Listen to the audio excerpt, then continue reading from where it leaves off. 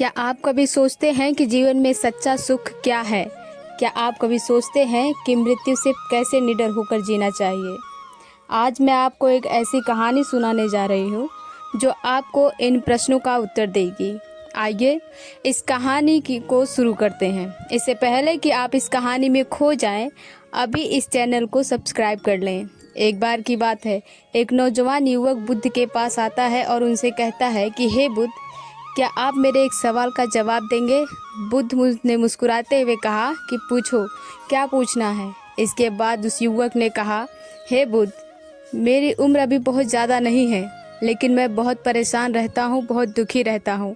मैं आपसे ये जानना चाहता हूँ कि मेरे जीवन में अभी से इतना दुख है, तो मेरी ज़िंदगी तो अभी बहुत बाकी है। क्या मेरे जीवन में दुख बढ़ते ही रहेंगे कि इन दुखों से छुटकारा पाने का कोई रास्ता नहीं है?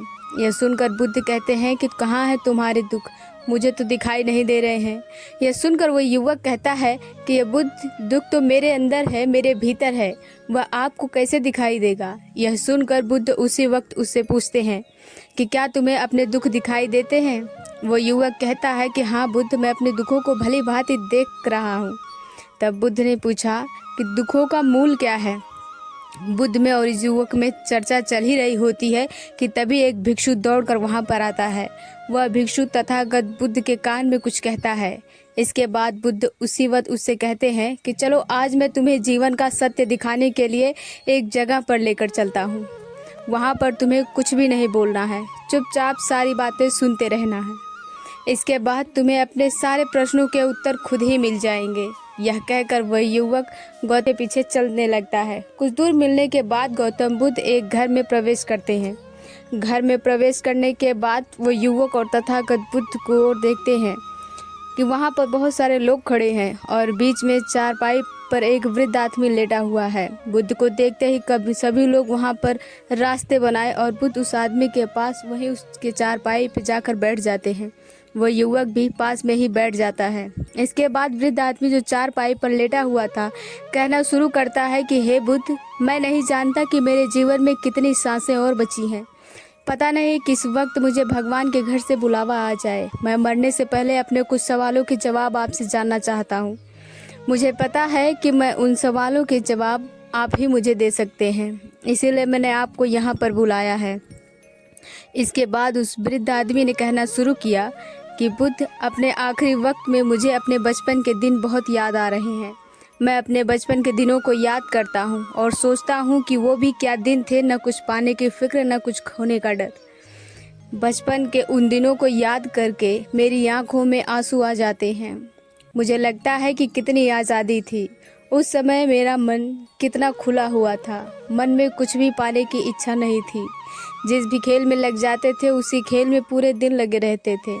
लेकिन कुछ समय बाद जैसे जैसे मैं बड़ा होने लगा, वैसे वैसे लोग मुझे ज़िंदगी की दौड़ में आगे निकलने के लिए कहने लगे। मेरे पिता अक्सर मुझसे कहा करते थे कि तुम पढ़ाई में अपने भाई जैसे क्यों नहीं हो, तुम दूसरे लोगों से पीछे क्यों रहते हो। यह सब सुनकर मेरा मन बहुत बेचैन रहने लगा। लोग मुझे बहुत ताने मारते थे क्योंकि ना तो मैं खेल में अच्छा था और ना ही पढ़ाई में अच्छा था। सब लोग मुझे किसी और की तरह बनने के लिए कहते थे और उन तानों से तंग आकर मैंने जीवन में कुछ हासिल करने का निश्चय किया। मैंने अपने आप से वादा किया कि मैं भी अपने भाई की तरह कामयाब इंसान बनूंगा और इसके लिए मैं दिन रात मेहनत करने में लग गया। शुरुआत में बहुत मुश्किल है, बहुत निराशा हाथ लगी, लेकिन मैंने हार नहीं मानी और मैंने खुद अपना व्यापार खड़ा कर लिया। उसके बाद मुझे कुछ पाने का एहसास हुआ। मुझे बहुत खुशी हुई क्योंकि जो लोग मुझे ताने देते थे वही लोग अब मेरे आगे पीछे घूमने लगे थे। कुछ वक्त बाद एक रईस बेटे के साथ मेरी शादी हो गई और उसके बाद मुझे लग रहा था जैसे मेरा जीवन स्वर्ग बन गया हो। कुछ साल बाद मुझे 2 बेटे प्राप्त हुए। दोनों बहुत ही सुंदर और हर्ष थे। अब मेरा मन मेरे बच्चों के लिए कुछ करने को उत्सुक हो गया। मैं और भी ज़्यादा धन कमाने में लग गया और जल्द ही मैं अपने नगर का सबसे बड़ा व्यापारी बन गया। सब कुछ अच्छा चल रहा था, लेकिन अनहोनी को कौन टाल सकता है। एक दिन अचानक मेरी पत्नी मुझे छोड़कर चली गई। इससे मुझे बहुत गहरा सदमा पहुंचा। मैं कई दिनों तक अपने घर से बाहर नहीं निकला। मेरे बेटे मुझे हिम्मत देते थे कि पिताजी माताजी तो नहीं रही और जो हो चुका वो वापस नहीं आ सकता। लेकिन हम दोनों भाई आपका हमेशा साथ देंगे, आपकी हमेशा सेवा करेंगे। आपको किसी बात की कोई चिंता करने की आवश्यकता नहीं है। और धीरे धीरे मैंने भी अपने मन को समझा लिया कि अब तो मुझे अपने प्रिय पत्नी के बिना ही जीना पड़ेगा। इसीलिए मैंने अपना मन अपने बेटों के साथ जोड़ लिया। उनकी खुशी में ही मुझे खुशी होती थी, उनके दुख में ही मुझे दुख होता था। इसके बाद मैंने कहा कि बुद्ध जीवन चक्र में अक्सर मुझे महसूस होता था कि आखिर जीवन क्या है, जीवन को उसकी गहराइयों में कैसे जाना जाए, या कैसे जाना जाए कि मैं कौन हूँ और मैं इस दुनिया में क्या करने के लिए आया हूँ। ऐसे तमाम सवाल मेरे मन में उठते रहते थे। और मुझे आपके बारे में भी पता चला कि बुद्ध ऐसे ध्यान की प्रणालियाँ बताते हैं जिससे जीवन का मतलब समझा जा सकता है।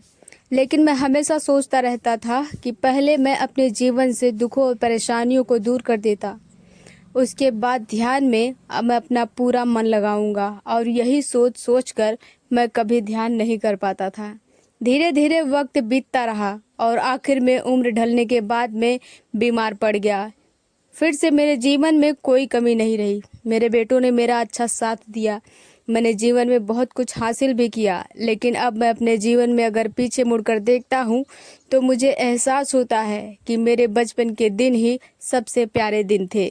तब उस आदमी ने बुद्ध से पूछा, मैं चंद मिनट का मेहमान हूँ, ये मैं जानता हूँ, लेकिन क्या कुछ ऐसा सूत्र आप मुझे बता सकते हैं जिससे कि मैं सुकून से मर सकूँ, मेरे मन के सारे सवाल जवाब शांत हो जाएं और मैं जीवन का असली मतलब समझकर मर सकूं। यह सुनकर बुद्ध ने कहा कि हर इंसान को बचपन के दिन प्रिय क्यों होते हैं, क्योंकि उस समय उसे कोई चिंता ही नहीं रहती, वह आज़ाद होता है, उसके मन में कोई लालसा नहीं होती, जिस काम में भी लग जाता है उसी में मग्न हो जाता है। लेकिन जैसे जैसे इंसान की आयु बढ़ने लगती है वैसे वैसे उसकी इच्छाएं, उसकी कामनाएं दिन पर दिन बढ़ती जाती है। और इसीलिए अक्सर इंसान भविष्य की तैयारी में लगा रहता है या फिर अतीत के बारे में सोचता रहता है और वह वर्तमान में जीना भूल जाता है। और वही अगर हम किसी छोटे बच्चे को देखें तो उसके लिए कोई भविष्य या कोई अतीत नहीं होता, उसके लिए बस वर्तमान होता है। और इसीलिए वह वर्तमान में पूरा आनंदित होकर रहता है। तुमने अपना पूरा जीवन अपनी कामयाबियों, अपने बेटों, अपनी पत्नी और अपने भविष्य की योजनाओं में ही बिता दिया। और तुम हमेशा यही सोचते रहे कि पहले मैं अपने जीवन को व्यवस्थित कर लेता हूँ और उसके बाद सत्य की खोज करूँगा और उसके बाद ध्यान करूँगा। लेकिन हम यह भूल जाते हैं कि कल कभी नहीं आता, भविष्य की योजनाएं कभी पूरी नहीं होती। जब एक योजना पूरी होती है तो हमारा मन दूसरी योजनाएं बना लेता है और इस प्रकार जीवन चक्र चलता रहता है, चलता रहता है। और अब आखिरी समय में जब मृत्यु तुम्हारे सैया पर लेटी हुई है तो तुम्हें एहसास हो रहा है कि मैंने जीवन में कुछ भी हासिल नहीं किया है। अब तुम्हें लग रहा है कि जो भी तुमने किया उसमें से तुम एक सुई भी अपने साथ नहीं ले जा सकते। अगर यही बात तुम उसी वक्त समझ लेते तो मृत्यु कभी निश्चित होकर नहीं आती, वो तो कभी भी आ सकती है। अगर ये बात उसे वक्त तुम्हारा मन समझ लेता तो तुम उसी वक्त ध्यान और सत्य की खोज में लग जाते।